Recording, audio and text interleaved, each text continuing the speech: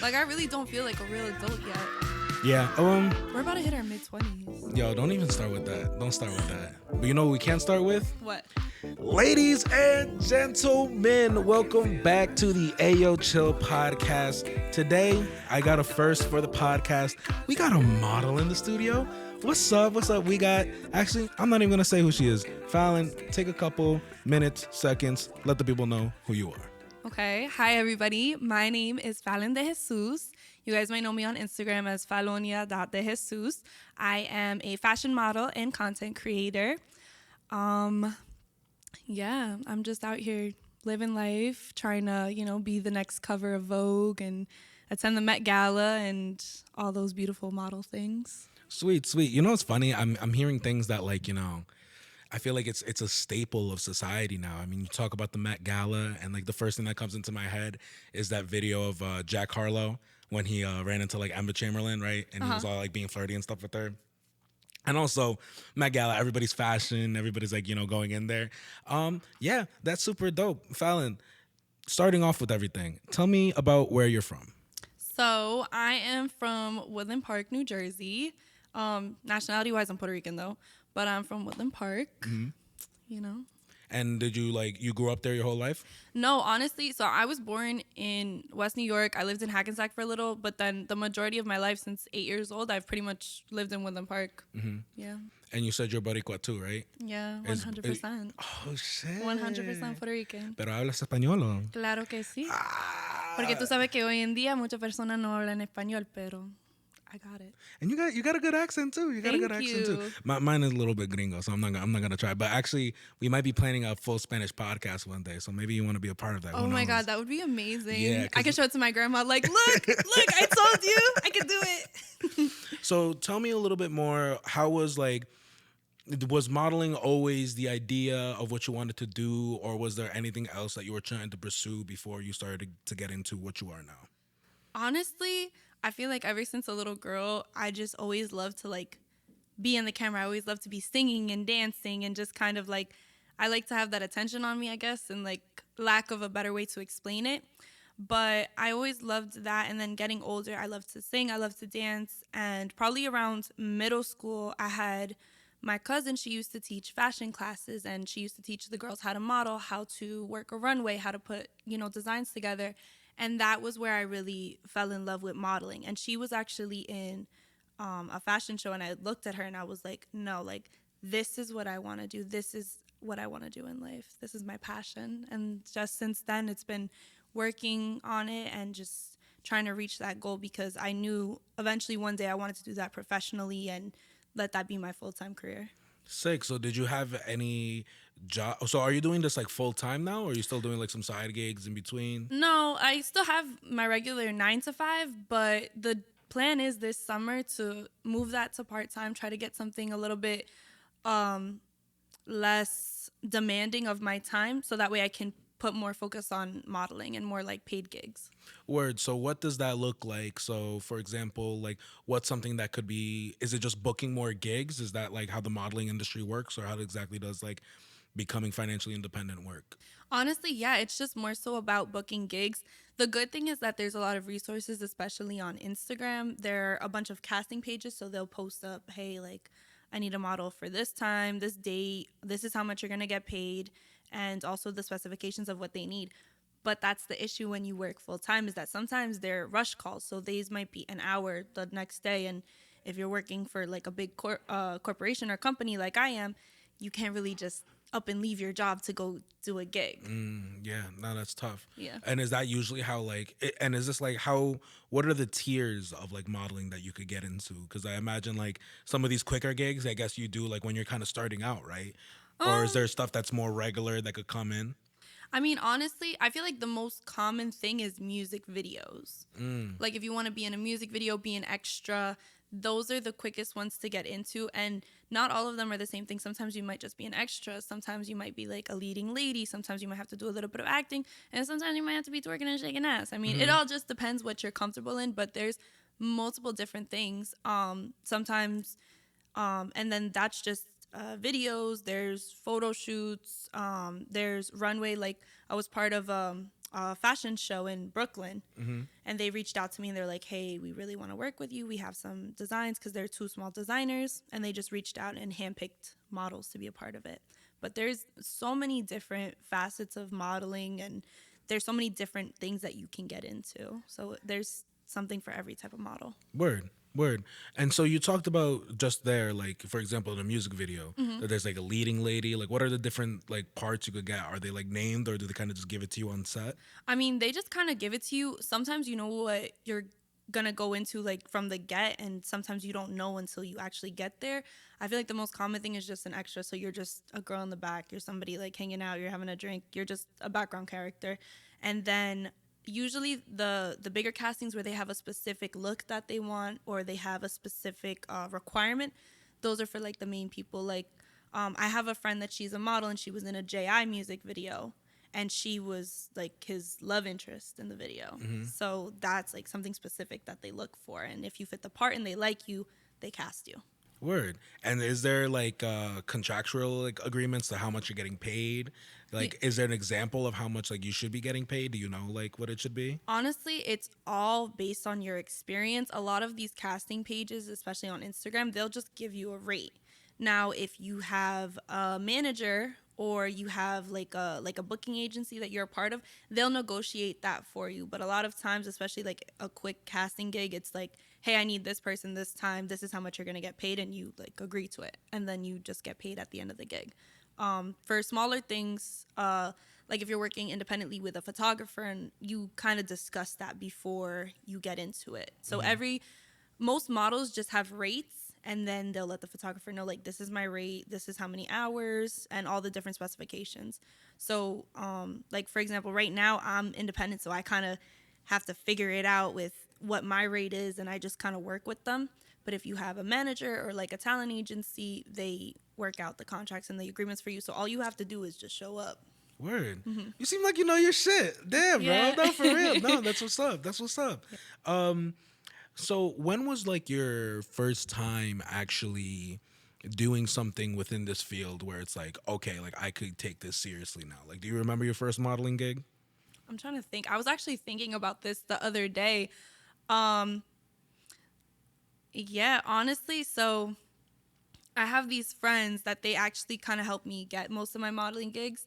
They had asked me to do a photo shoot with them, and it was just something chill. Like, I didn't get paid for it, but it was just something because they wanted to be creative, and they wanted to do like a photo shoot, and they wanted to do like a little video. And it was for Romeo and Juliet, and this was like maybe 3 years ago.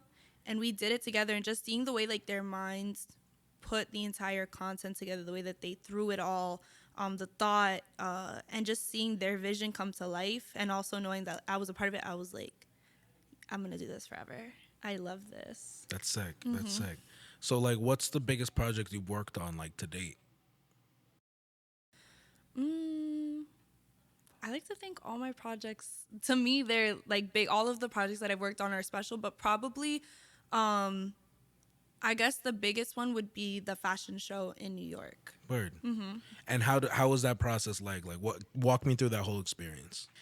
So honestly, it was very interesting. They had reached out to me on Instagram, and they were like, "Hey, like we're two designers. We're gonna have this fashion show. We want you to be a part of it." And I was like, "Hell yeah! Like I want to go to Brooklyn. I want to be in a fashion show. Hell yeah!" Because at the time I was trying to get casted in New York Fashion Week, and that didn't work out, unfortunately. But I was like, everything happens at its time. So they had basically told me, okay, great, we're going to do a fitting. I went to the girl's house. She did the fitting for me. And then they gave me the date for the fashion show. Honestly, this one, it wasn't the most, I don't even know how to describe it. Like, it wasn't very planned out super meticulously. Like, I feel like there could have been more attention to detail to them. They're both small designers. So I don't know if this was the first time that they had ever done it. Was this like in a warehouse in Brooklyn? Oh, you said Brooklyn, right? Yeah, it was in Brooklyn. It was in like a gallery. Okay. So it looked like this is like a place for like people to hang paintings and stuff. The place was absolutely beautiful. I absolutely loved it. Word. But it was just more so I didn't really know what was going on. Like we didn't have rehearsal for like how we were gonna walk. And we actually ended up not even walking. We ended up like standing, like being like human art pieces. Okay. So, I mean, it was definitely an experience. It was something interesting because you kind of just have to be quick on your feet and just kind of adaptable to whatever they throw you in. So, but that one I feel like was the biggest one just because it was like an actual fashion show. And what's your fit look like? So I wore a sheer black gown and a leather thong. Wow. Okay. It looked really cool. Like when I explain it, it sounds like a little like, BDSM, but no, it was really nice. Honestly, I love it. They're making me like a custom one with my measurements, like a different one to send me. So I'm excited for that. I posted it on Instagram. So Word. So actually, it's funny enough. Talk to me about a little bit like brands and working with them through Instagram. Like, have you done any like sponsorships yet or anything like yeah. that? So the biggest thing that I've done sponsorships for is makeup and more specifically lash brands. So basically the way that works is they give you an affiliate code. Anybody that uses your code, you get a percentage off of their order. So the more you do looks with these lashes, the more you promote it, the more money you can make with it. And honestly, during quarantine, it's funny that you bring it up. So during quarantine, everybody was getting the stimulus, and I didn't get my money for a whole year. Word. So that entire time that nobody was working, that we had the lockdown, I wasn't working and I wasn't getting unemployment. So Damn, all dude. all I had was my savings, and then I ran through my savings, and I was like, okay, like what the hell am I gonna do? Like I still have bills to pay. Like there's so much going on. I still have to pay rent. So I started really getting into Instagram and doing more of my makeup, focusing on that, trying to make more content. And I had gotten a brand deal from this brand Lissa Lashes on Instagram. So I started working with them, and they were like, we really love your content. Here's a code. You can make money off of it. And just me hustling, doing that, I was able to pay all my bills, and I was able to be like, okay. Shit. So you Yeah. made like an okay amount of money Yeah, then, right? I did. So Oh, I ended shit. up, yes, I ended up working with a couple different lash brands, and I ended up working with a clothing brand. So I was super blessed and super thankful that I was able to get those opportunities because I had to pay my bills. I literally ran through my savings. I had no money and I had no income coming in. So I was like, you know what? If I can make it through this, I can definitely do this for a living. Like Hell I can figure yeah. it out. Yeah. Hey, I'm so happy for you, yo. Yeah, That's me crazy. too. That's crazy. That So was tough. so talk to me a little bit so do you have any brand deals going on right now within your Instagram? It's just the lash brands that I'm working with. I'm not working with the clothing brand anymore. I think my affiliate code is still active, but I don't know. Word, I don't really word. do anything with it. Right now the focus is more so just trying to get paid gigs for modeling, and then my makeup is more secondary. But now I'm trying to get the bonuses set up on Instagram for the reels, because I looked at it one day and I had like 52,000 views on it. I was like, what? That's sick. Yeah, I seen some of your shit been popping off recently. Yeah, I think So, and what's crazy? I see that you're way more active on TikTok now than like ever. Yeah, I peep it. Yeah, I Yes. gotta peep it. I gotta do my homework. Because I was that type of person that I was like, I'm never gonna get on TikTok. That's for kids. This is crazy. It's like a wannabe version of Vine. And then the same thing, quarantine, I got addicted. And now I started seeing the way that it works, and that, you can actually get monetized with it. And I was like, I could do this. So I'm trying to do that too. And it's popping off a little bit. It's exciting. It is nerve-wracking though, because sometimes my cousins in Puerto Rico be sending them to my mom, and she's like, what are you doing? And I'm like, it's just a dance. I think this is a perfect segue then. How do you feel about your family seeing what you do, your mom seeing what you do? Like, So it's actually really funny. My parents are super supportive. They know what I do and they support me 100%. Are they happy with all the photo shoots and stuff that I do? Not necessarily. Like I said, I was in a see-through dress for the fashion show. They were exactly happy about that. But they are definitely proud of me and they support me. And I feel like that's the biggest thing, because sometimes I do get discouraged and they're like, no, you are a legit model. You have all these things going. My brothers, they just hate seeing me on their For You page. They're like, Fallon, we don't need to see you shaking ass over here. And I'm like, so block me. You don't need to see it. They were like, my friends are sending me your TikToks. I'm like, it is what it is. I just hope nobody shows my grandma. That's it. your grandma hasn't seen anything? No, because she's not very tech savvy. She's really, really old. She's like in her 80s. She doesn't speak English. Oh, God bless her. Yeah. So I'm just hoping nobody shows her. But other than that, anybody else can see my stuff. I'm not ashamed of what I do. Like I'm on TikTok being silly. Like this is the authentic me. You know, the person that you see on Instagram and on TikTok, that's genuinely my sense of humor, and that's, you know, how I am. So if you don't like it, you know, vete pa'l carajo. So No, I felt that. I felt that, and I think it just actually brings up an interesting topic between people who like to sexualize everything on Instagram, on TikTok, and the attention you get from that. Like, cause it's hard. There's this other podcast. I forget what it's called. I think it's called the Fit and Fresh podcast or whatever. Okay. I don't know, but it's just like these two guys, and basically they just like belittle women like their whole podcast, and it's fucking stupid as hell. I remember one topic he brought up, like just for context to the type of people who they are. I want to say the type of people who are, but like for example, he was like, "Oh, if your girlfriend has an Instagram, that's cheating." Like it's like, oh, I've on some seen stuff- that. Yeah, you seen I've that? seen It's it been on popping up TikTok. recently. Yeah, it's been popping up recently on TikTok, and I just think it's fucking stupid. You know what I mean? I feel like it's such a tricky line because as a woman, you're just naturally sexualized, like overtly sexualized. And if you start doing like these little TikTok dances, or you post up like in a bikini, they're gonna think like, oh, like she's like mad sexy. Or if you post up like videos of you like shaking your ass like with your friends, it's just people just interpret you the wrong way. And I feel like a lot of times that can get misconstrued, and that's something honestly that I struggle with my Instagram and my social media presence, because at the end of the day, I don't want to just be an Instagram model. I don't just want to be a TikToker. I want to be like a high fashion model. So it's constantly a battle, especially because one of my friends the other day, he was like, oh, like I think of Fallon and I think of bikinis. Like I think of you as a bikini model. And it's, I can understand that I do post a lot of pictures in like bikinis and like my little outfits and stuff, but it's just a very thin line between being, cute, like sexy, and then like overtly like, oh my God, like a sex icon. So I think it's hard. Definitely feel like there's a stigma in between it too, yeah. because especially in the United States, for example, you have Latinas. Latinas are wild. You know Yeah. what I mean? And I was actually explaining this to one of my friends the other day, how like, yo, I could be at the club with my friend, completely platonic. We start grinding, we start dancing, we doing our thing. And the next day, we wake up and we're still friends. We're chilling. We were just dancing. That's just how Latinos rock. Literally. You know what I mean? But everybody else, I feel like, especially in like the U.S. and like American culture, it's just like, nah, bro, like she want to do you. Like, wait, can I curse on here? Yeah, yo, you a fucking curse, bro. No, Oh, okay. I was like, you chill, bro. It's open. It's open space. like they like, yo, she want to fuck.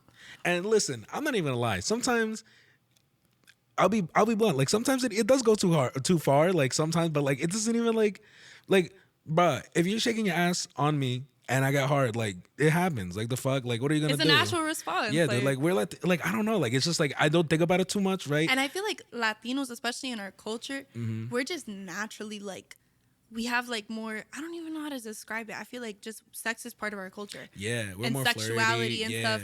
Like if you look like at Salma Hayek, Penelope Cruz, like these are like some of the most beautiful like women ever. But when you look at them, you're like instantly like, oh, she's sexy. Or even the fact that like Latinas and they have like more body to them. Because I remember growing up, me and my friend could have the exact same outfit on, but because she was skinny white girl, like no curves, no nothing, she looked cute in it. But I would have to get changed because I was going to be sexualized. I was like 12 or 13 years old, and I couldn't wear a dress outside because people were going to look at me crazy because I had curves at 13 years old. I had like little mosquito bites, and it's sad because women don't always need to be overly sexualized, but that's just something of the culture, and it's just something so ingrained into it.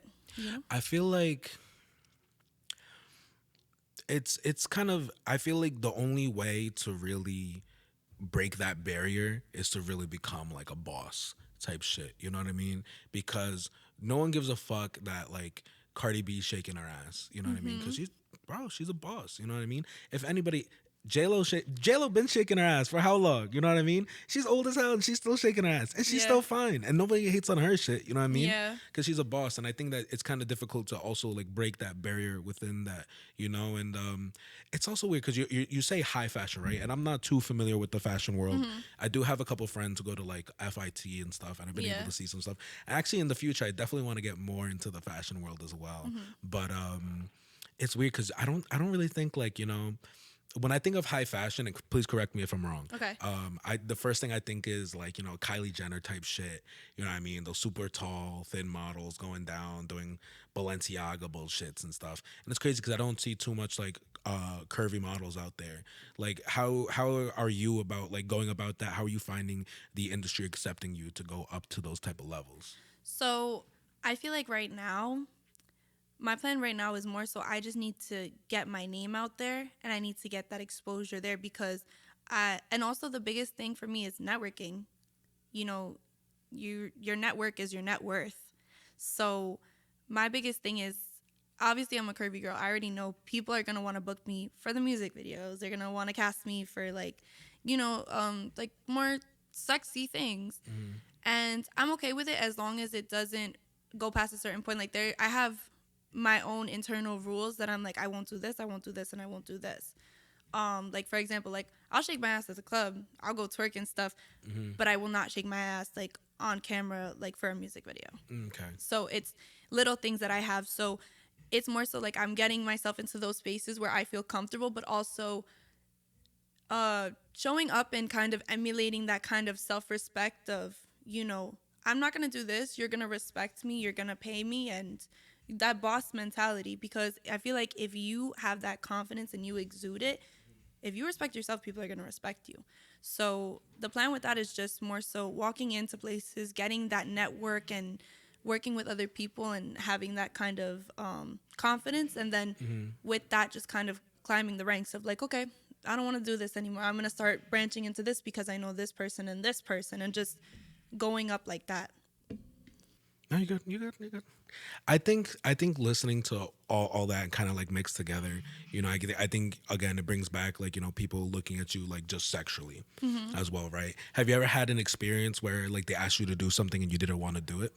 Oh yeah, all the time. Like I have had people where so one time I went to work with a photographer and I got there and he was like, oh, okay, so I was actually thinking of changing it and this to be a nude shoot. And I was like, absolutely not. Like it was just supposed to be something chill. And we were supposed to like shoot around outside. And he was literally like, oh, like we can go to my apartment and like, you know, maybe we could do a nude shoot, like, you know, something a little bit more intimate. And I was like, absolutely not. And I was like, so I just kind of got in my car and I left. I was just like, you know what, like this is a waste of my time. And I was like, please don't reach out to me again. Like it just put such a bad taste in my mouth. How many times have you dealt with something like that?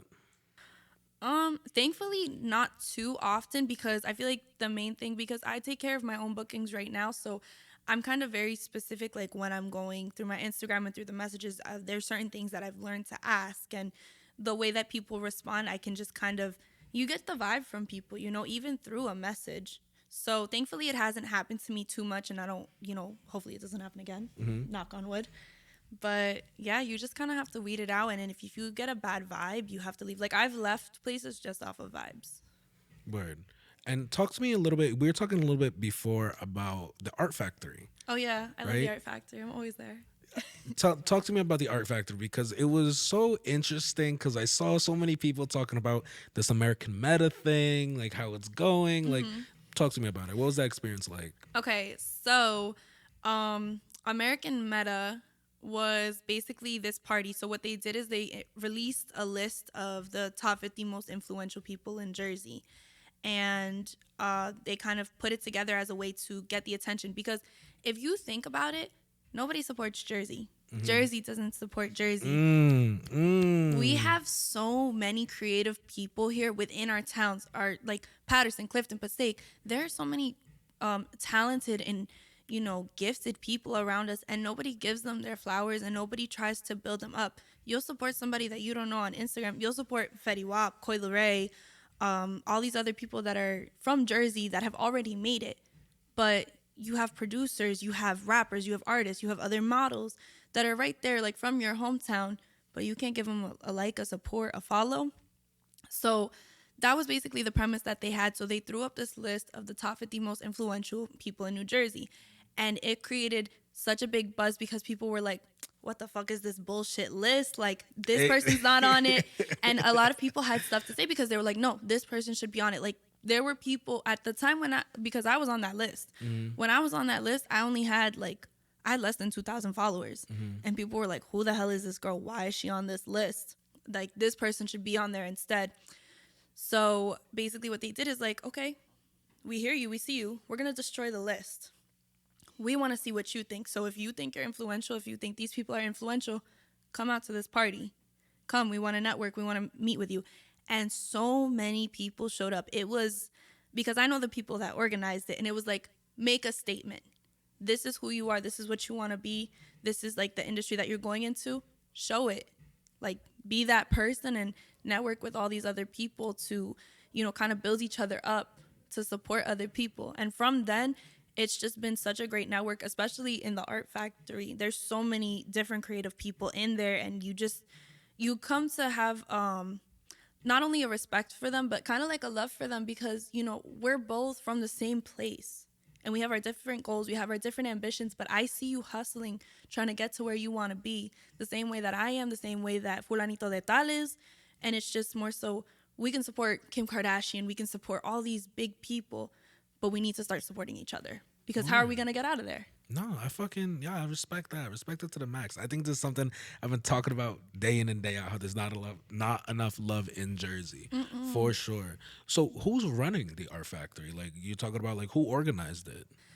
So I don't know if I'm allowed to say who organized it, but it's just people within the art factory. Word. People, there's a lot of very talented people that are working within the art factory. So can you at least throw me a bone here? Like, what kind of people are working in the art factory, for example? Well, for one thing, like, for example, like, you're a model. I assume you're not the only model who's in and out of the art factory. No, yeah, like there's what's it called? There's a group in there. Their name is James Street. They're 3 guys, and they create these amazing projects. Like, they just did a video for a girl who created this like kind of earth dress. Like, she's I guess you would say she's a fashion designer. And they did a video for her, and it was so cool because it was like outer space themed. There was somebody dressed up like an alien. There was goldfish in a cup. And it's just, they create these projects and they're so visually captivating and enticing. Like, you just see it and you're like, I want to watch it again. So James Street, I don't know if they're still in the art factory. I haven't seen them in a little bit, but like AWOL Studios, there's other DJs that are in there. It's so many people in and out of there, but yeah. So the art factory is basically just an open space, or is it like a studio? No, so it's a bunch of studios. Basically, you know what the crazy thing is? The art factory is actually, I feel like, biggest known as being a wedding venue. Yeah, because that's what I peeped it as. Yeah, that's how it's like marketed, but there's studios in the art factory. Like, you have all different people. You have people like running lash studios. You have people doing like clothing design. You have a friend in there who does like live paintings. There's literally anything and anything you can think of. They have studios in the art factory. But the biggest thing that it's promoted for is for wedding venues, which makes me think, who the hell wants to get married in the middle of Patterson? Like, who thinks and is like... Low key, I was thinking the same thing. And then you look at it and it's like, it's not the most well-maintained building. Like, I got so much love for the art factory, but I would never get married in there. I mean, it's an old factory in Patterson, right? That they just like use now as spaces, yeah, right? And I'm like, and I see some of the pictures and I'm just like, so you tell me the most special day of your life, you committing yourself to the love of your life, you standing there with all your friends and family, and you decided to do it in an old warehouse in Patterson? That's wild. Yo, low key, I'm not even gonna hate though, because I could see, just for me, I could see myself doing that because I don't really give a shit. I love Patterson, bro. I got a love for Patterson, like a weird love for Patterson. It's not like even that like I lived in Patterson for too long. I was just born there, and I just think, like you were saying before, there's so many talented people within Toadwood, West Patterson, Little Falls, just the Passaic County area. Like, I feel like if there's ever a time for a generation to switch up the vibe that has been going on in Patterson or even in this area, it's our generation. Like, Absolutely. it's people who are in between the ages of literally like 20 to like 28, I think, right now. Like, obviously you got young people coming in, but as I'm getting older, because like, dude, like I think we were just talking about this before, like what, high school was like 6 years ago for us. You know what I mean? Yeah. Like that's wild. You know, we're getting into the point where like the people who like when we were that young and we're looking at people who are doing what we're doing now, we're like, oh shit. You know what I mean? But you know, I'm thinking about like when I was 18 and I was looking at people who are doing the stuff that we're doing. I'm not trying to call anybody out, but like just they ain't shit. You know what I mean? Do you wait? I actually have a question for you. Yeah. You're looking at yourself now. If you look back to like when you were like maybe like 15, 16, are you at the stage right now where you thought you were gonna be? Yo, funny enough, I'll answer your question with kind of a story. To start off this season, I flew out to California and I did 2 podcasts. I did one in San Francisco and I did one in Oxnard. When I was in San Francisco, I was with a guy. You might know him. He went to PV. His name's Pat Damiano, right? Okay. I'll never forget it for the rest of my life because it really just like kind of it humbled the shit out of me and also made me realize that my mind has been in the same place for so fucking long. Like the goals that I've wanted to have and achieve, like I've been pretty consistent with it. He I if people don't know this, like I used to do marching band, all this shit, band nerd, whatever the fuck. Like, Yes, he did. I was in there, bro. I was doing my shit, bro, and I loved it, and I still love it. But we sat down and we smoked. We got on his couch, and he put on YouTube, and he's like, "Yo, I want to show you something." And I was like, "Word." And he started bringing up all these old high school videos that are on YouTube. That are on of me. Like there was a girl, Kyra, this girl Kyra, she did a mini documentary of me on my senior year of high school. Wow. And it's like the life of Luis. And basically like she just followed me around like in PV and she asked me about my goals and my aspirations. And like if I look back at that video and like everything I said then, I'm doing now. I love that. And it's like wild because like I wouldn't expect myself to like, you know, I was just like, I don't know, kind of just manifesting, I guess. Yeah. And then there were even like videos when I was like younger and old videos and like, you know, I was talking about, yeah, like I want to be a leader. I want to be doing my own thing. I want to like, you know, own my own business or like, I don't know what I'm going to do, but whatever it is, I'm going to put my 1,000 into it, you know, and that's what we're doing today. That's why we're here. That's why you're sitting here, dude. So Oh, I'm so proud of you. I'm so happy. I appreciate for the you. fucking question. Who's running this podcast? Me or fucking you, dude? Goddamn. But so tell me a little bit more, because I'm just interested. What are like the kind of the most fucked up parts of the industry that you've seen so far? Because I feel like I was kind of nervous too, because I was like, this could get into such a volatile like conversation, but I feel like it's important for people to know. Absolutely. It's a lot of attention for sure, and a lot of people are very opinionated. So I feel like if you don't like attention, if you don't like you know, people constantly like trying to watch you and stuff, but it also depends like what kind of modeling you do, because I know some models that are very low key, like they just do their modeling and nobody else knows about it. But in a sense, like for you to get booked and stuff, you kind of have to have a sort of like social media presence. Like people have to know you. The other thing is people are, you know, very opinionated. They're constantly I'm trying to think of the word, like scrutinizing Yeah. you. Like I could get on TikTok and, you know, people think I'm popping and stuff, but there's gonna be like 5,000 mean comments of, you know, people saying I'm like mid or whatever, like being mean. And also just people overly sexualizing you, especially like as you know, curvy like Latina woman, people overly sexualizing you. I feel like that's kind of the biggest thing. Oh, and people not wanting to pay you.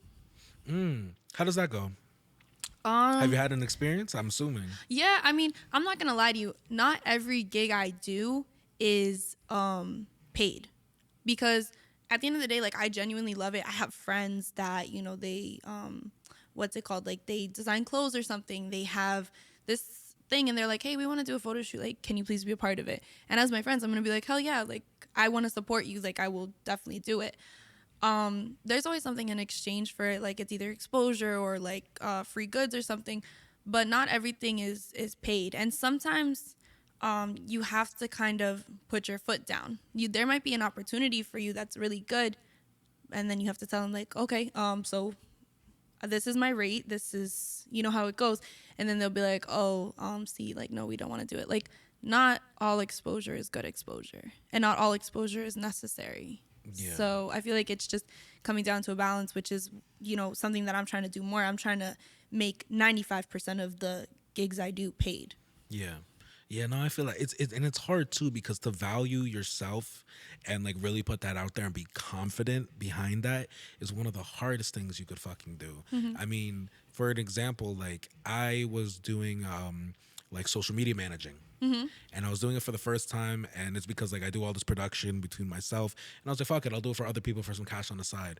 Dude, I lowballed the fuck out of myself because I just didn't value the fuck out of myself. You know what I mean? And I was working like 10-hour days for like comparatively like maybe like But did you ridiculous. know the market value of like that position? I knew the market value, but I was just like, yo, like I'm just so new at this that I don't feel like I could charge for it. And then like I'll work for free a little bit to prove myself, to prove my value.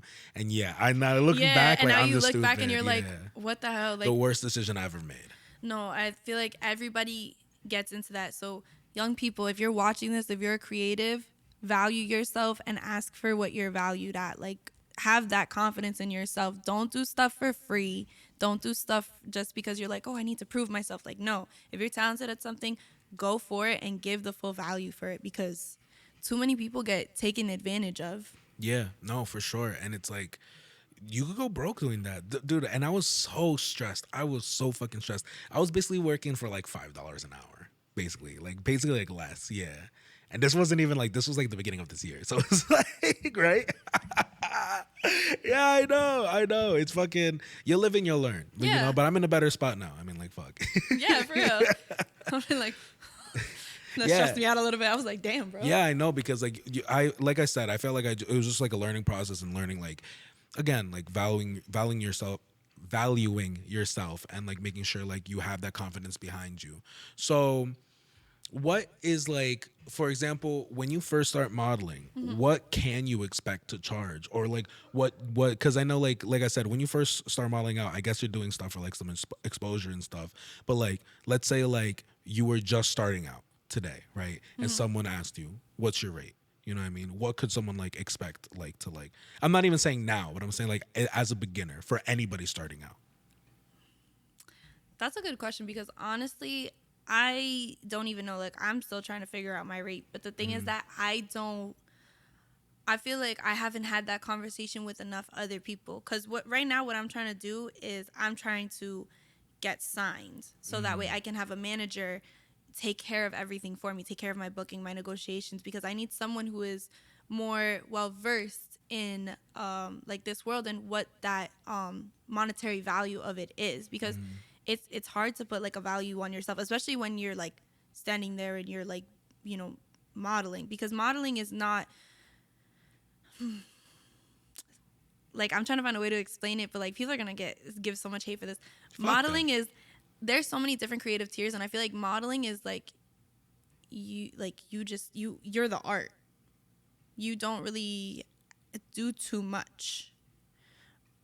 I don't know if that was a good way to explain it. No, dude, But- this is an open space, bro. However you feel like explaining it, like, it's fine, dude. But yeah, modeling, it's hard because it's just yourself. You are arriving and you're basically doing what you're told, and it's not really too much that's being asked of you. It's not usually something crazy. So how do you put a number on for you to show up? So basically the way that I did it starting out was, if I'm going to go to a job and I work a 9 to 5, right?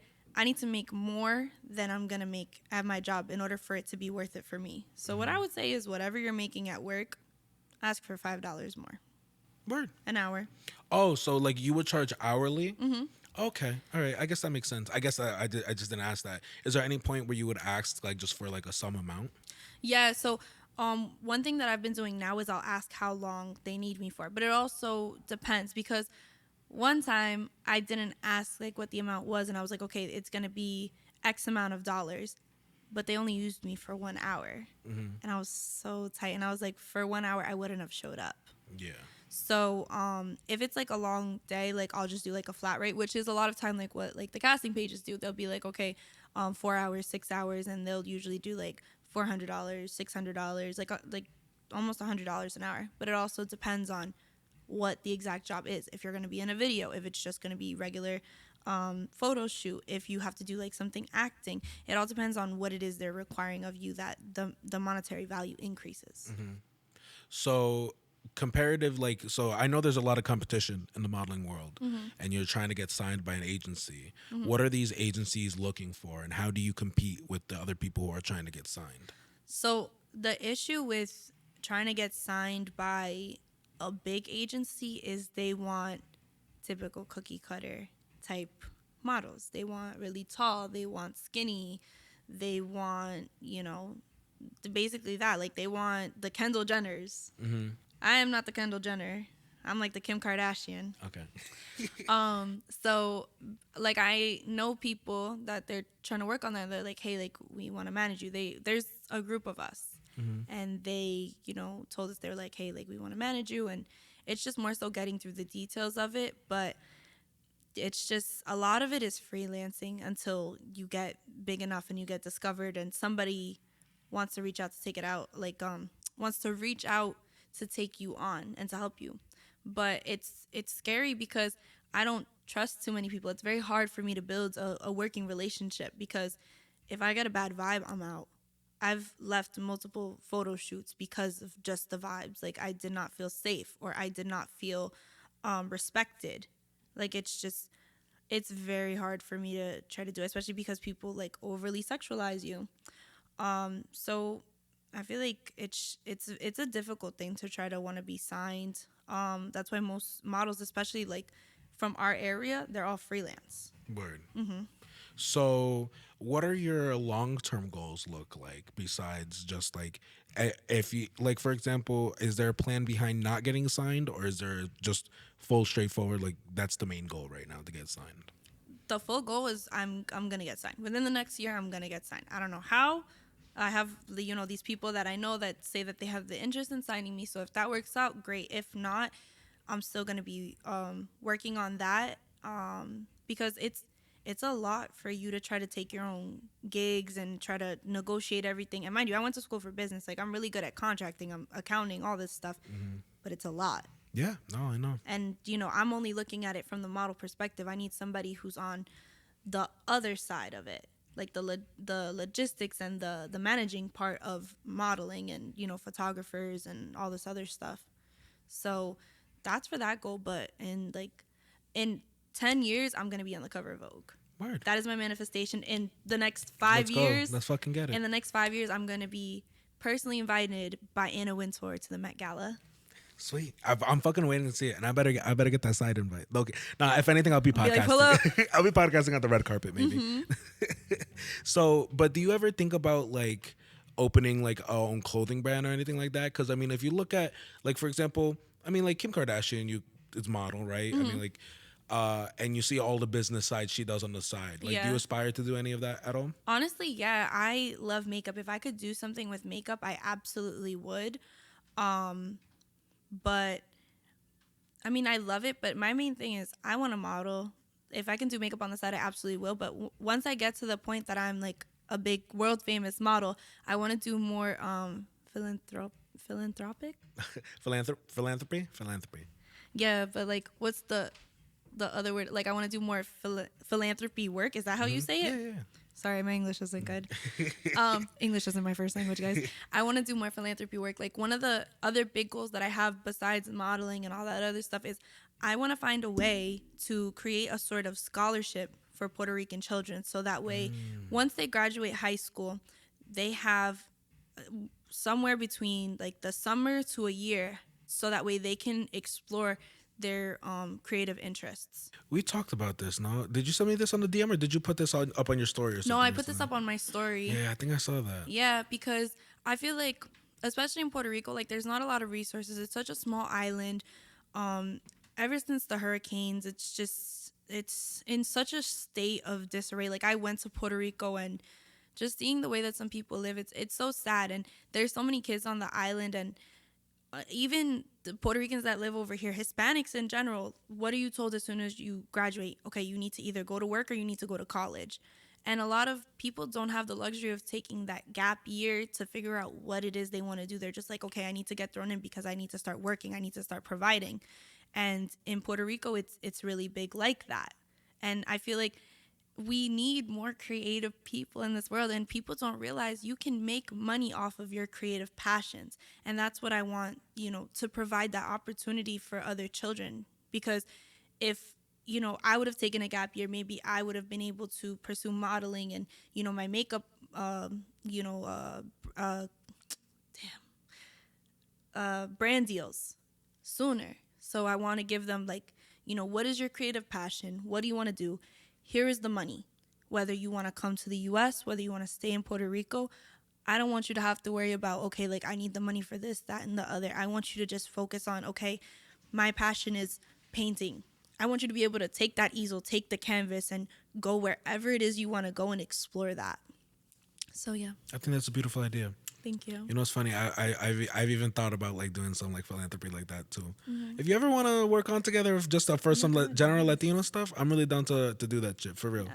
Because I'm really big on trying to bring the Latino community more together, and just like, in the future, I want to have podcasts where I have Latinos talk about their struggles of living in the United States with papers, without papers, having families who come from different countries and who are really trying to look for the American dream. You know what I mean? Like, I'm a product of like, my parents sacrificing everything and like, coming to this country. So I think that's really important. Yeah, that's really great. That's really great.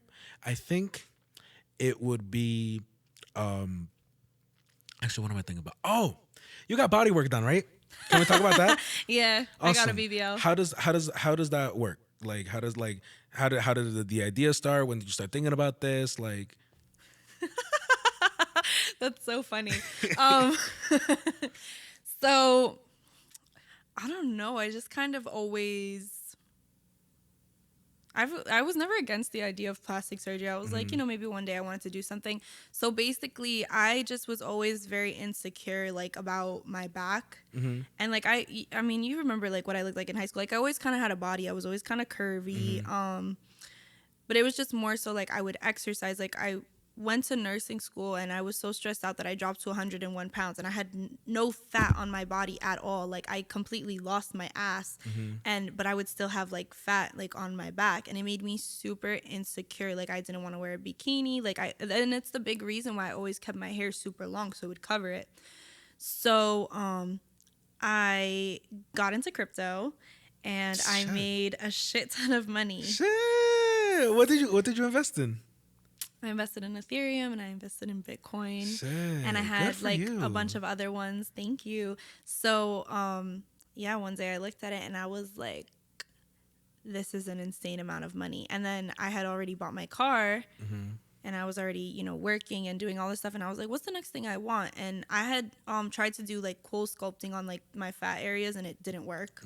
That was money down the drain. So I was like, okay, now I need like a permanent solution. So I had that money and I was like, I'm gonna get my body done. So I got lipo 360 and a fat transfer to my butt. So how does that work? Basically, like the process of setting it up, or like the actual surgery. I guess both. I don't know. Like, I'm just interested because I honestly don't know how this stuff works, and I think it's dope. Okay, so basically, you have to find a doctor. And then you find a doctor. You look at the requirements because a lot of them will only work within a certain amount of within a certain BMI. So once you find the doctor that you like, you set up a consultation. They'll let you know like pricing and all this. My biggest thing was I was between going to Miami or going to Colombia. I just because I was working and stuff and I didn't want to tell anybody that I had this surgery, I was like, Miami is easier because if anything goes wrong, I can get on a flight and go to Miami. And there's a lot more health restrictions for your health in the United States versus in other countries. They're way more aggressive. So I did the consultation with my doctor. We were a good fit, and I loved the way that he did it because when you're looking for a doctor to do your surgery, you have to look at the specifics. What kind of people do they normally operate on? Like, do their before pictures look like your before picture? Do you like the way that they do their belly buttons? Do you like if they give you hips or like lats? Just the shape of it all. So that was all really important. So I found the doctor that I liked, loved him. I did my consultation, and they ended up having a slot open 4 months later. So I was like, okay, put me in. And Sweet. then, Oh, so you had time to think about this. yeah, because I Damn, always, that's nerve-wracking. yeah, I mean, I always knew because like I did the cool sculpting because I was like, I need to get rid of this. I was working out, I was dieting, I was doing everything that I needed to do. But I didn't want to be like super duper skinny, and like I liked the way my body looked. It was just this one thing, and that was something that I explained to my surgeon, and he honestly, I was really touched because when I went for my in-person consultation, like 2 days before my surgery, he asked me and he was like, are you doing this because you really want to do it, or are you doing it because you're trying to achieve some type of like social media standard? Like, is this for you, or is this based on outside influence? And I told him, and I was like, no, this is for me. This is what I don't like about my body, and this is like what I want to do. And he was like, okay, I'm gonna operate on you because I'm really young too. So he Good was for like, you. Good yeah. for you. So yeah, and then the process of it is crazy. I have 1, 2, 3, 4, 5. I have 5 incisions. So they basically went through my midsection and they lipoed all the fat out. They took it out, and then the good fat, they transferred it into my butt. Sweet. So Yeah. how's the healing process like that after? Oh my God, the healing process was crazy. So you can't sit for 6 weeks. What the? So I was kneeling, eating, like doing everything, or standing. If I needed to sit down, I had to sit down on a pillow, like a special pillow that goes underneath your knees, and like your butt is just levitating off the air. The plane ride home from Miami, I had to I bought out the whole row because I was just so uncomfortable. I tried to lay down on my stomach, and when I would wake up, because you can't sleep on your back, obviously. So I would sleep on like my front and my face would get so swollen.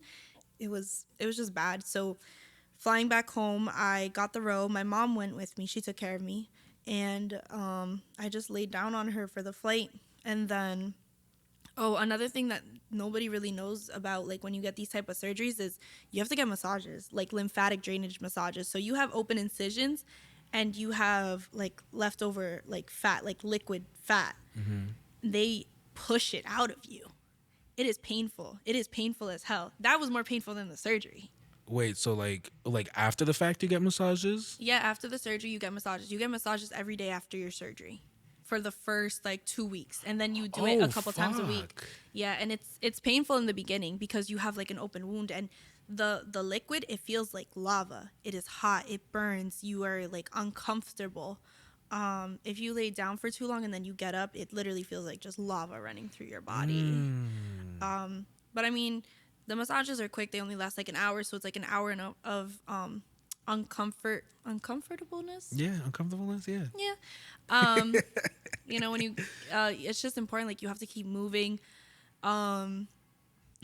If I wanted to sit down, like we got a lawn chair and we cut out a hole for the butt, I would sit in that lawn chair so I could watch TV and like try to be comfortable. But I would get stuck in the lawn chair because I couldn't get myself up. So I'd be like leaning back, right? So I'd be leaning back in the chair, and then you have to propel yourself forward. But I had lipo in my stomach, so I don't have the strength for me to pick myself up.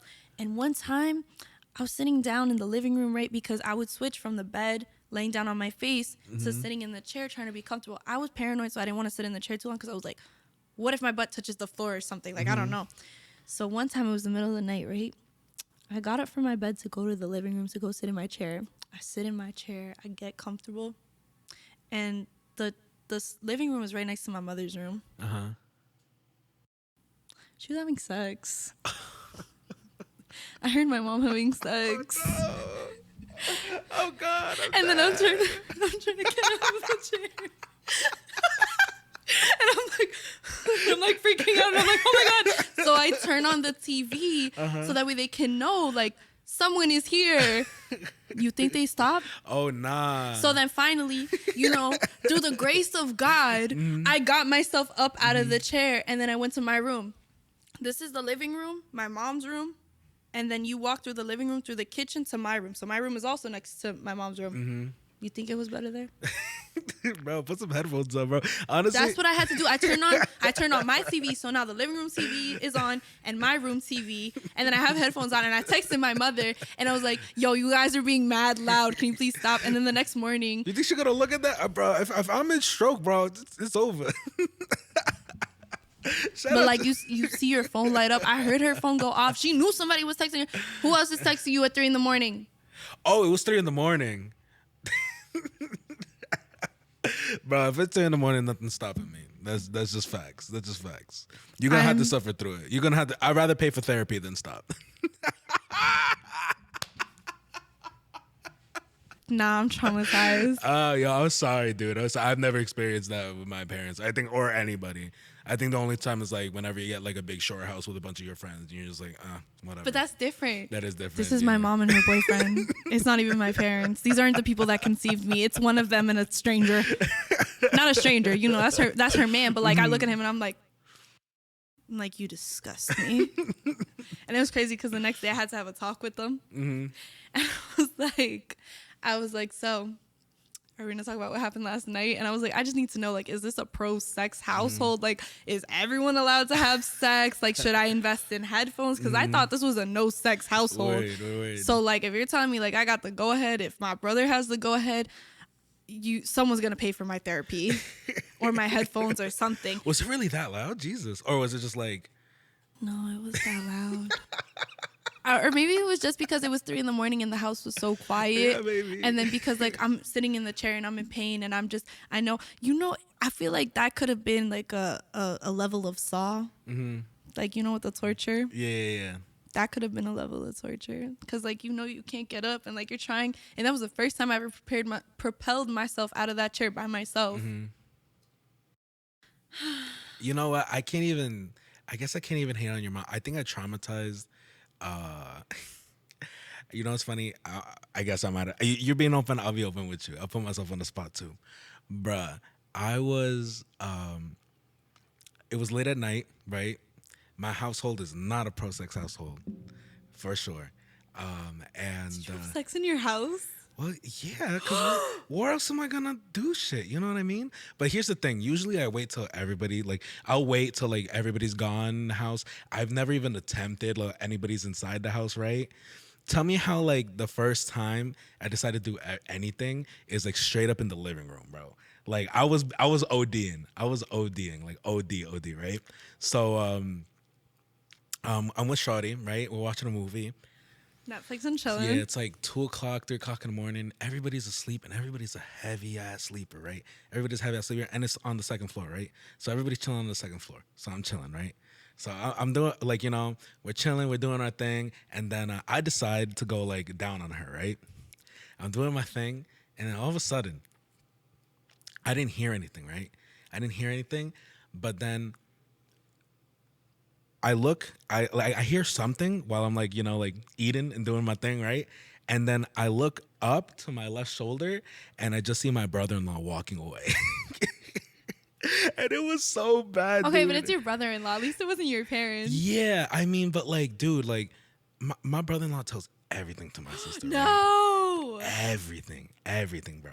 And my sister doesn't listen to podcasts, so I'm chilling. But like, bro, and he was walking away, and I'll never forget. And it was the worst too because he goes to the bathroom on the first floor, right? Mm-hmm. So he went in there, and then like me and her like got like under the covers real quick, and we're like, yo, what are we gonna do? And then she's like, you just gotta die right there spontaneously. Nah, bro, she freaky freak, bro. She was like, yo.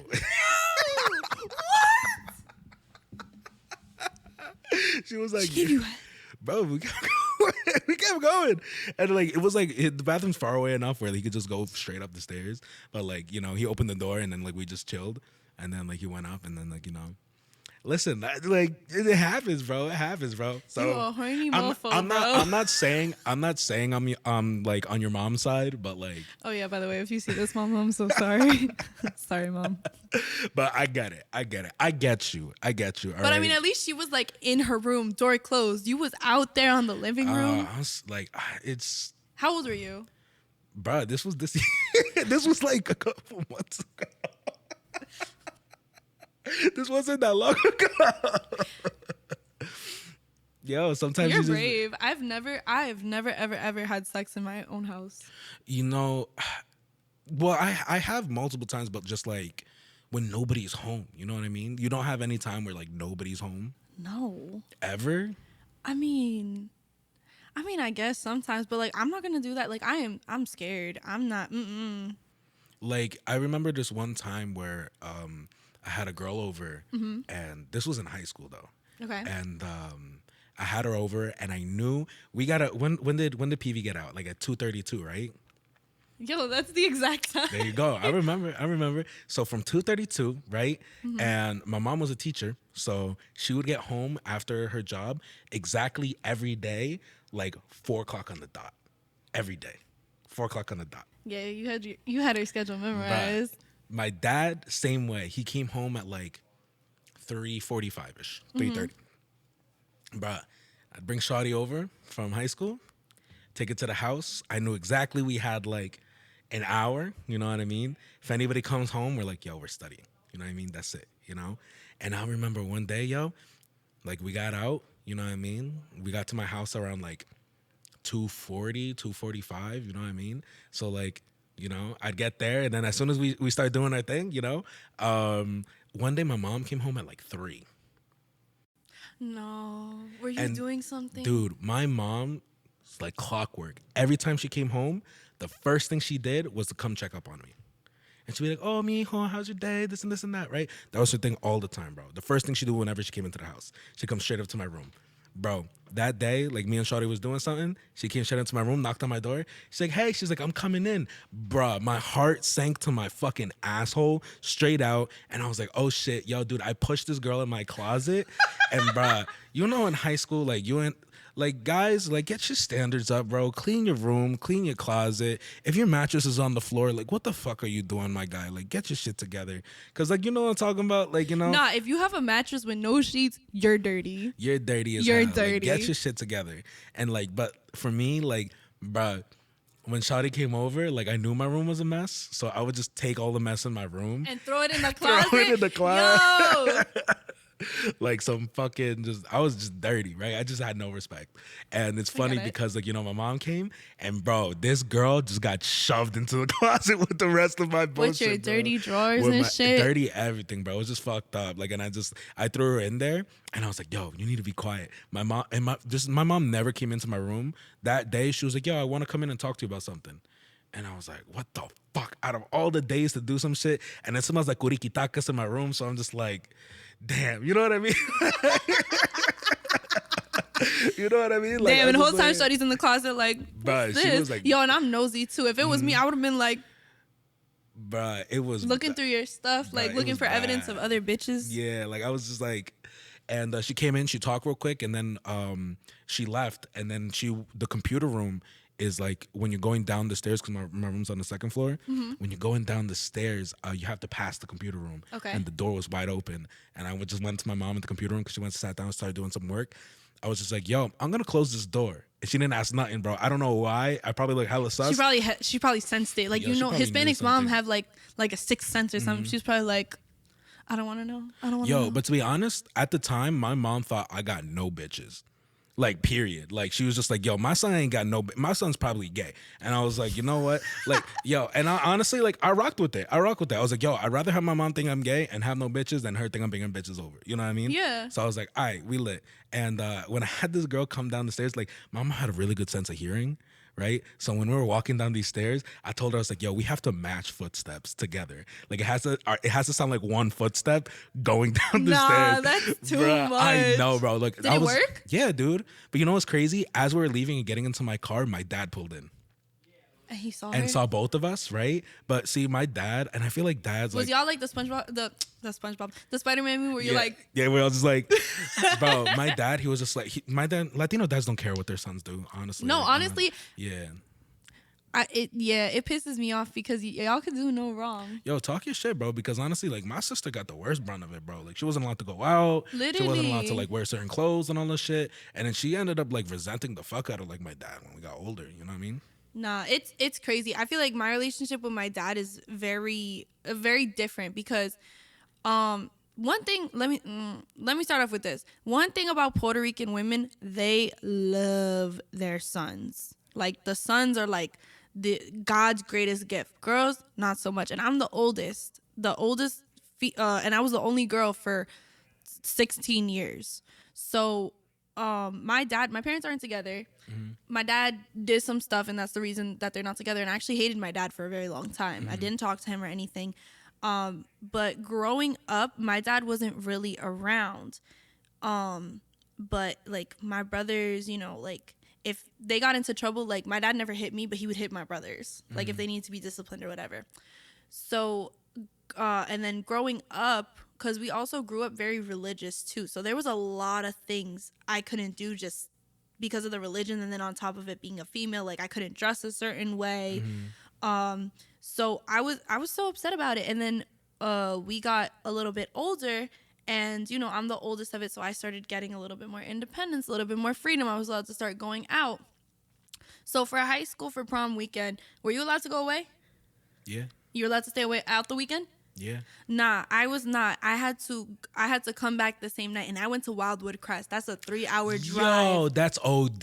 I felt so bad. That's OD. I was not allowed to. I had to come the same night, and it was crazy because like it was perfect. Like, her parents were gonna be at the beach house, and I was like, okay, like the parents are here. You can talk to parents. She was like, no, and my dad was like, my dad calls me Faliza. He's like, Faliza, you really expect me to believe that you're gonna sleep in a room? Like, you're gonna sleep under the same roof with this boy that you're dating, and you're not gonna sleep in the same room? Like, really? Like, do you think we're stupid? And I'm like, no, we're not gonna do anything. And then we got older, and it was just other things too. Like both of my brothers were allowed to stay away for prom weekend with their significant others, and I was like, is this some type of bullshit? Even for college, like I was always pushed, like, you have to go, you have to get a degree, you have to finish, you have to do it. Both my brothers dropped out. They're not in school. They don't have degrees.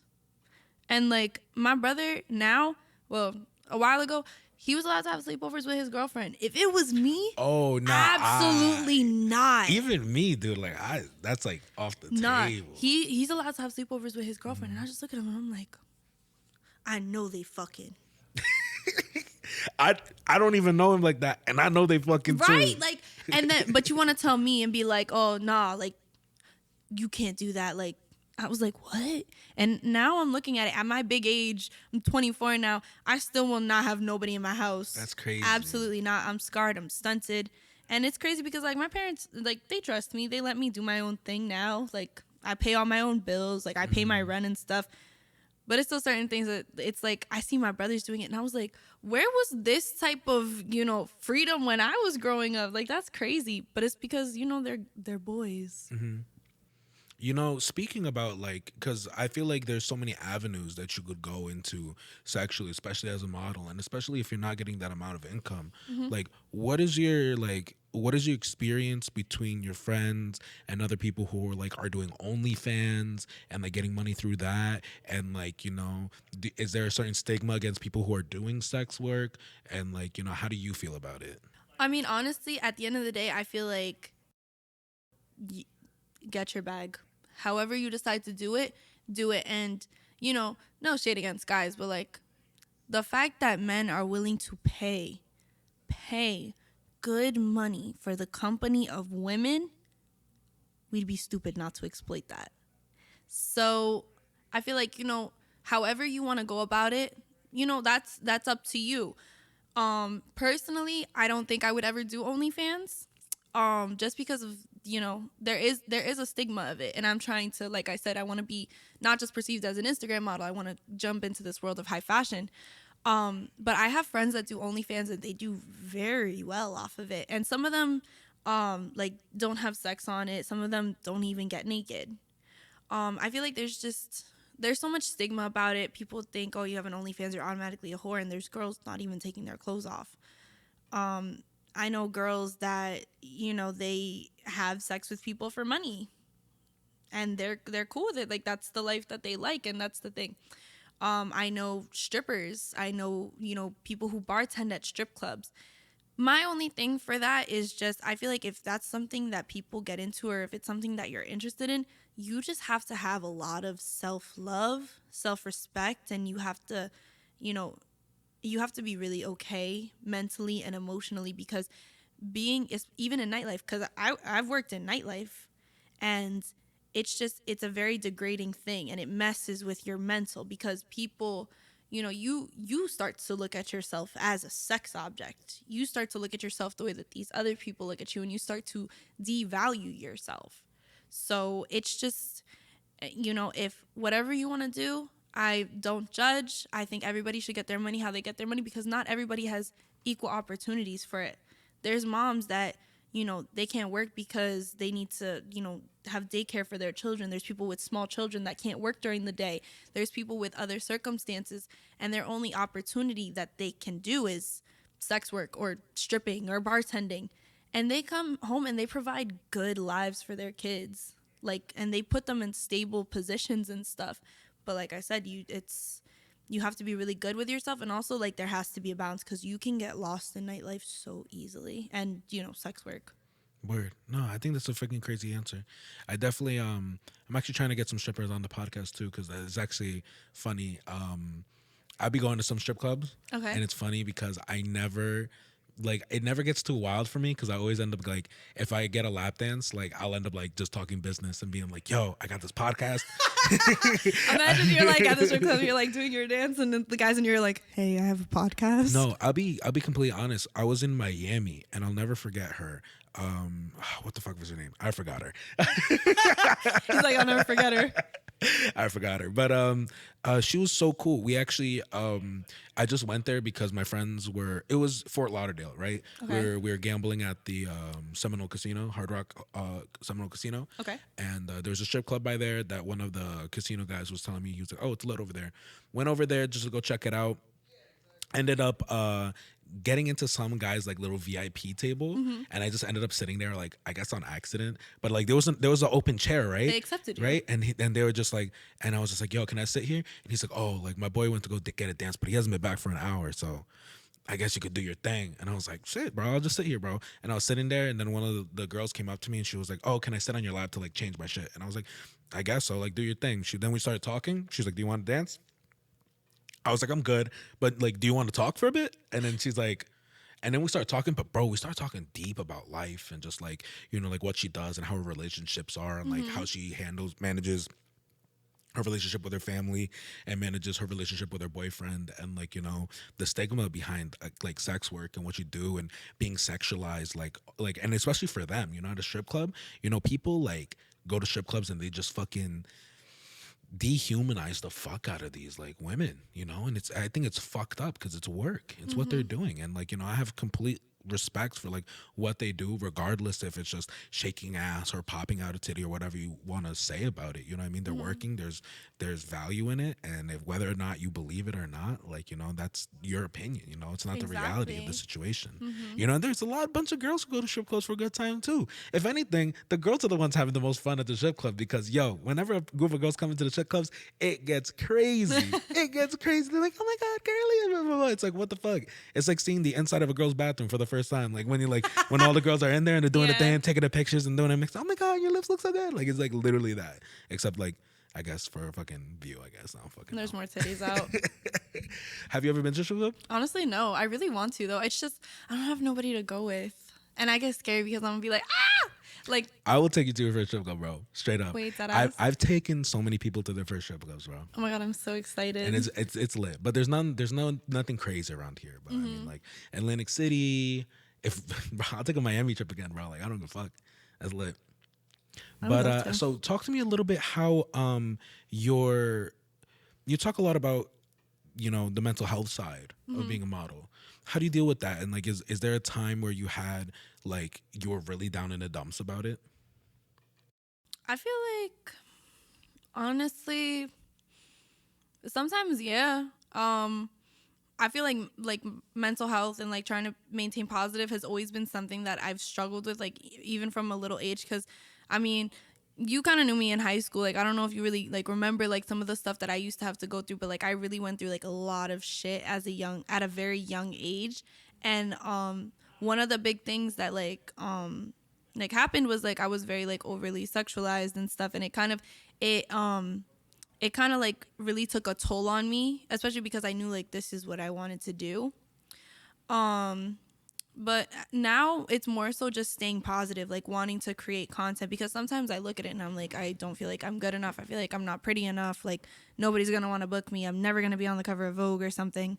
But it's just, I honestly don't even know like how I really deal with it. It's more so like I just try to keep myself busy and just motivate myself and try to be like, okay, like this is what we're doing. Like we have to get up and work, because growing up, I wasn't allowed to just sit and be sad. I wasn't allowed to like kind of really process my emotions. It was just more so always like, all right, there's things to be done. Like you can't be sulking. Like if you're gonna cry, like mop and cry. Like do something, be productive. So I kind of took that with me into adulthood. But then I realized like that's not a healthy coping mechanism. Oh yeah. So now it's more so like I try to read like self-help books. Like I try to, if I'm feeling down, I try to pinpoint myself, and I also try to give myself a lot of grace. It's like, okay, I'm not feeling good today. Like these are the things that absolutely necessary need to get done, but I'm going to give myself the time to kind of like realize why I'm sad, what I can do about it, what I can't do about it, and just kind of like sit with myself and give myself the time to process it and then go back to what I need to do. Yo, I commend you for that, dude, because this social media shit is fucking depressing. Like, Yo, it's and like, it's so, and it's so much. It demands so much out of you, your time, your energy. Like I only got a 30-minute break at work. I spend my whole 30 minutes editing, trying to do like my TikToks and my reels, or like trying to batch my content. Like it takes up so much time, and then you feel like down because you're like, okay, like this post got like 16,000 interactions and this one's only getting 3,000, and you're like, am I not good enough? Like, am I not, meeting the standards? But people have to realize social media is fake, guys. This is fake. Like real life is like the people that you're with, like what you do in your real life time. Social media is just a tool for perception. Like I know people that they look like they're living the most perfect, happiest lives on social media, but deep down, like they're really sad people, and they're dealing with like terrible things. And it breaks my heart, because that's why I try to give as much love as I can, and I try to support everybody that I can, because you really do not know what people are going through. And it's so sad. Like there was a point in time I was trying to do my Instagram. I was like I was doing makeup and stuff, and I was posting up and I was doing videos. But at the same time, I was in nursing school. I was working 2 jobs, and I didn't have a home like for a little while, so I was sleeping in my car. Like I could go sleep at my grandmother's house, but like I didn't have like a residence. So like that's why I take such a big attention to like mental health and emotional health, because you really don't know what people are going through, and social media is a tool just to to make you, it's just to show your best parts of life. Like you have to remember, not everybody's life is perfect. Like there's so much more to it. no, yeah, I definitely get that. And it's one of the biggest things, like, I think the podcast is different because the podcast, I don't cut anything out of it. You know what I mean? It goes up completely raw. And I think a person could fake who they are to me for like 30 minutes. I really find like around 20 to 30 minutes is like usually like the time limit before they start like slipping up, or like one of my questions just catches them a little bit off guard and they're like, oh fuck, you know what I mean? And I think, yeah, like I really feel like podcasting is going to be like a platform where you get to see like more real people, and you know, like, for sure. And I think definitely throughout this, I mean, like you've been like fucking 100% with it. I mean, like it's funny seeing the progression, because we haven't seen, when was the last time we actually saw each other? Probably when I was working at Hollister. Damn, was it And really you were working that at long? Cinnabon, yeah. Damn, yo, why you put me on like that? No, I talked about working at Cinnabon plenty of times on the podcast. Yeah, when we used to work at Willowbrook, and I would come down and I'd be like, hey, Lewis, can I get a Cinnabon? Hell yeah, bro. I'll still I'll give free Cinnabon still, bro. I love it. I'm still chill with the people. Hold up. You telling me you still got to pull a Cinnabon? I still got pull a Cinnabon. Come with me to the mall, bro. I'd love to get you free Cinnabon, bro. It doesn't matter. Interesting. Continue. Nah, I still got, actually, when we had our open house here at the studio, opening it up, I invited my like Cinnabon crew. Aww. Yeah, and they came through, bro. We took pictures and everything. I love them. that. There's someone like still like, that was like one of the best environments I ever was. Cinnabon? Yeah, dude, they were like great there, you know. But speaking about people who are in your environment, I kind of want to hear about how are the people in the industry that you work side by side with? Like, is it really like, I've, because honestly, what I get from the modeling industry is the classic, like, oh, like this model bitch, or like fucking, like, she only cares about her looks and this and that. Like, No, absolutely not. And the people that I've been working with, like recently, like my friend group, like the ones that we are all have creative interests. Not all of us are models, but no, like we just. I feel like the thing is that we take it seriously, but we don't take it that seriously. Like at the end of the day, like we are real people. Like we focus on the real people that we are. Like we're hustling, we have grind, we have ambition, but at the end of the day, like we're real people just like, trying to live our lives. And the people that I hang out with, because like I said, I always try to treat everybody with love, everybody with respect, and that's just kind of, and I feel like when you look for that and you give that, that is what you attract. So thankfully, I haven't had too many experiences where I'm like, ugh, this bitch or whatever. I just kind of appreciate everybody because I have such a diverse friend group and a very diverse like circle and network, and just everybody brings everything to the table. And you got some people that they're a little weird, but like you love them for who they are. word. So it's not as It's like bad vibes as like, I guess, like you would think it is. I feel like if you get more into like the high fashion, like more professional settings, it might be, but I haven't broken that barrier yet. I've only been in so many circumstances and spaces where it's like okay, like this is like very professional, but even then I didn't feel like anybody was really like stuck up, or maybe it's just me being optimistic and trying to see the best in people. Yeah, no, I tend to have a very optimistic view about stuff. I hate seeing shit like the bad way. And Yeah. I always, whenever I have like a really bad experience with anybody, I'm always just like, damn. Not that I pray for them, but it's just like, yo, I hope you learn not to be like, A bitch. yeah, yeah, that's the best way to put it. But yeah, like, and like I said, like I try to be really nice to people. So if you get me on a bad vibe, like the only people that I've really had like that kind of vibe with is like creepy photographers, like people who are trying to exploit women or like take advantage of them. Those are the only people. But in terms of like models and stuff, like actually no, I knew this one girl and she wasn't even all that.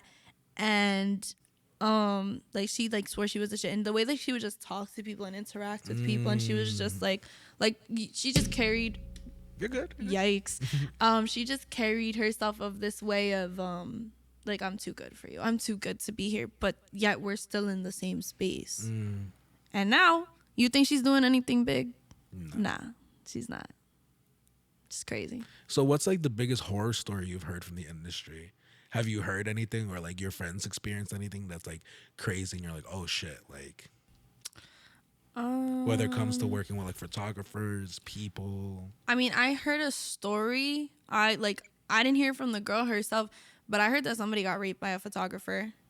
Like it was just creepy vibes, and he was just kind of like pushing on her, and she just kind of like, she wanted to be a model, she wanted to do this stuff, and she like was uncomfortable and felt like she was in a position where she like couldn't say no. And it's like that, but that was just like, I heard that from somebody who heard it from somebody, and I'm sure it does happen. But other than that, thank God, like knock on wood, whatever, no, I haven't really heard too many horror stories or anything like that. Thankfully, I surround myself with people who are very professional, who are very about their business, and very kind and considerate and just really good people. I'm really blessed for that. Like I will always say every day, like the people that I'm working with now and the friends that I've made, like they're all great people. They all have their own things, but they're all such good people. Word. Well, Fallon, we're coming pretty close to the end of the podcast. I do have a couple more questions for you, if that's okay with you. Absolutely. Awesome. So, first one of three. Okay. What do you think Jersey is lacking for us to have creatives, models, and just people in general to become more successful in this space? Support. Like we just, if you see somebody doing something, get to know that person, network, try to create with somebody. There is so much talent, like multiple creative people can exist in the same space. It is not a competition. It is not me versus you, but rather let's work together. Let's support each other. I will support you. You support me. Let us grow together and let's build instead of trying to outdo the other one. Word. Second one. what advice do you have for people in the modeling industry who are just getting started? Make sure you love it, and make sure that you have the love for yourself and the respect for yourself, and that you're in a good place mentally. And if you're going to go for it full force. Facts. I like that. And I got the last question for you, okay? Okay. What advice would you give yourself when you first came up with your dream of becoming a model?